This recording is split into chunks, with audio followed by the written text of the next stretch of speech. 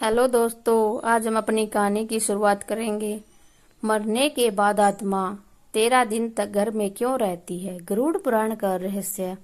एक बार माता सीता जी ने भगवान श्री राम से विनम्रता पूर्वक प्रश्न किया, प्रभु, मैं यह जानना चाहती हूँ कि जब कोई प्राणी इस संसार को छोड़ देता है तब उसकी आत्मा के साथ क्या क्या होता है, वह कहाँ जाती है, और ऐसा क्यों कहा जाता है कि मृत्यु के बाद आत्मा 13 दिन तक अपने घर में ही रहती है।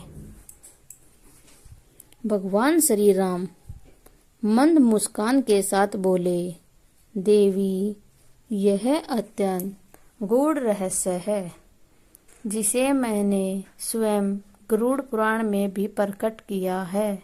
सुनो, जब किसी जीव की मृत्यु होती है तो उसकी आत्मा देह का परित्याग कर सूक्ष्म रूप से बाहर निकल जाती है।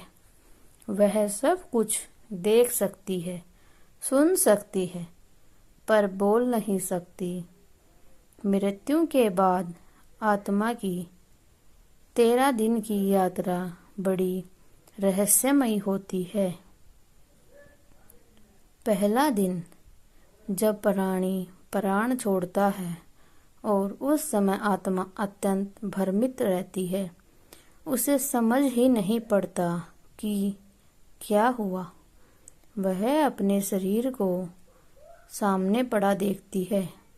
घर वाले विलाप करते हैं, रोते हैं, पर आत्मा बीच बीच में यही सोचती है कि मैं मर कैसे गया। उस दिन आत्मा घर परिवार के पास मंडराती है। दूसरा दिन, आत्मा धीरे धीरे अपने मृत्यु को स्वीकार करने लगती है।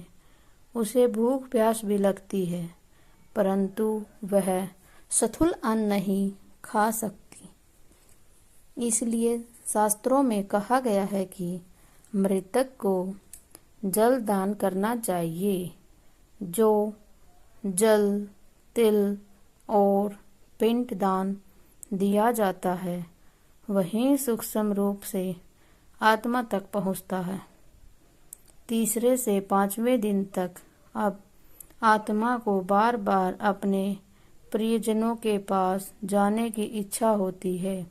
वह देखती है कि लोग दुखी हैं, रो रहे हैं, कभी शरीर को सजाते हैं, कभी शोक करते हैं।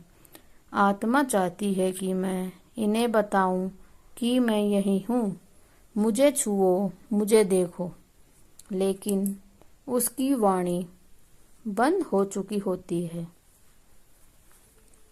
यही कारण है कि तीसरे से 5वें दिन तक आत्मा अत्यंत व्याकुल होती है। छठा, 7वां और 8वां दिन, इन दिनों में आत्मा का मोह सबसे प्रबल होता है। वह अपने घर, आंगन, बच्चों और परिवार की वस्तुओं में घूमती रहती है। यदि कोई परिवार वाला उसकी वस्तु का उपयोग करता है तो आत्मा को और भी लगाव बढ़ता है। इसलिए कहा गया है कि मृत्यु के बाद मृतक की वस्तुएं कुछ समय तक अलग रखी जाएं। 9वां और 10वां दिन, अब यमदूत आत्मा को धीरे धीरे मृत्युलोक से अलग करने का प्रयत्न करने लगते हैं।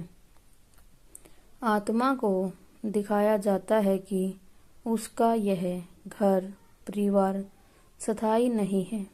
उसे यमलोक की यात्रा करनी ही होगी। इन दिनों किए गए श्राद्ध, हवन और दान पुण्य आत्मा को बल प्रदान करते हैं।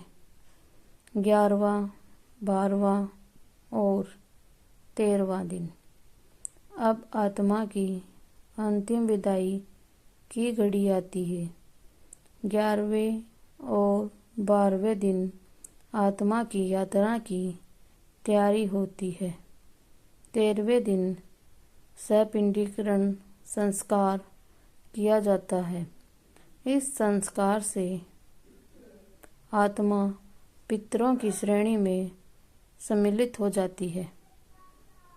भगवान श्री राम बोले, देवी, यह 13 दिन आत्मा का संक्रमण काल है।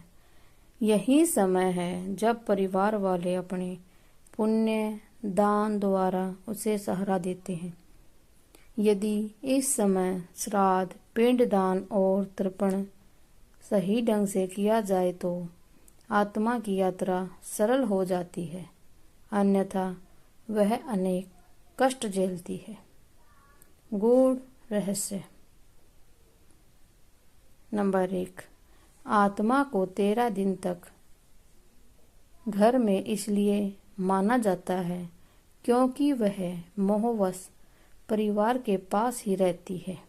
दूसरा, इस दौरान उसे पिंडदान और तर्पण से अन्न जल की प्राप्ति होती है। तीसरा, 13वें दिन संस्कार के बाद आत्मा पितरलोक या यमलोक की ओर गमन करती है। चौथा, यदि परिवार दान पुण्य करता है तो आत्मा का मार्ग सुगम होता है। गरुड़ पुराण हमें सिखाता है कि मृत्यु के बाद आत्मा अकेली नहीं होती। परिवार वालों के कर्म, संस्कार और श्रद्धा उसे आगे बढ़ने की शक्ति देते हैं। इसलिए कहा गया है, श्राद्ध और तर्पण केवल एक कर्म कांड नहीं बल्कि आत्मा की अगली यात्रा का आधार है।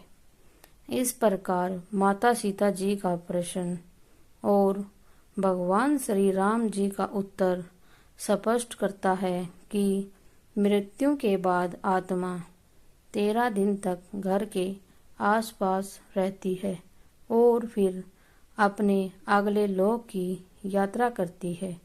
उम्मीद है आपको हमारी कहानी पसंद आई होगी। ऐसी और जानकारी के लिए हमारे चैनल को लाइक, शेयर, सब्सक्राइब करें और कमेंट बॉक्स में जय श्री राम लिखना न भूलें। धन्यवाद।